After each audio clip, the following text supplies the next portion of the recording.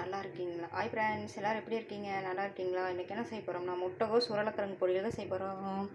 இங்கே பாருங்கள், முட்டைக்கோஸும் உருளைக்கிழங்கும் அறுத்து கழுவி எடுத்து வச்சுருக்கேன். எப்படி செய்யலான்னு வாங்க பார்க்கலாம். வடை சட்டி வச்சு எண்ணெய் விட்டாச்சு. எடுத்து எண்ணெய் காஞ்சிச்சு. எண்ணெய் நல்லா காஞ்சிருச்சு. கடுகு போட்டுக்கலாம். கடுகு பொரிஞ்சதும் வெங்காயம் போட்டுக்கலாம்.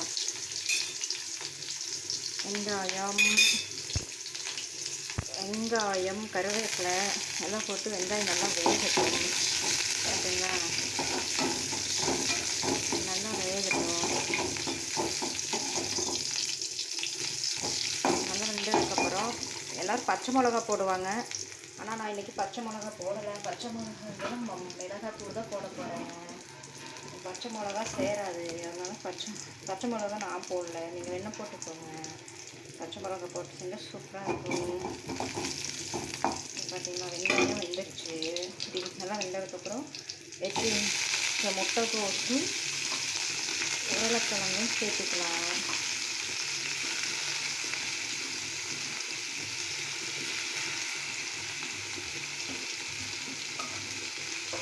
முட்டைக்கோஸும் உருளைக்கிழங்கும் போட்டாச்சு.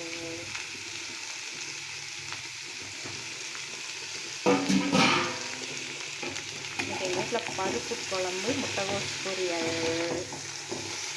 இது ஒரு கலர் கிளறி விட்டு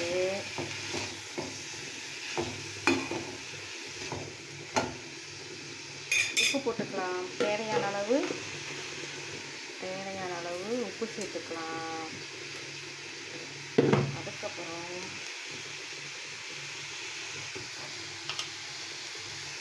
மஞ்சத்தூள் போட்டுக்கலாம். மஞ்சத்தூள் லைட்டாக போட்டுக்கலாம்.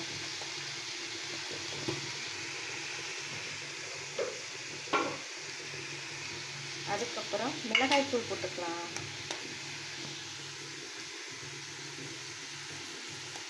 நான் கம்மியாக தான் போடுறேன். எவ்வளோ வேணுமோ அவ்வளோ சேர்த்துக்கோங்க. மிளகாத்தூள் போட்டுக்கலாம். மிளகாத்தூள் சேர்த்தியாச்சு. ஒரு கிளறி விட்டு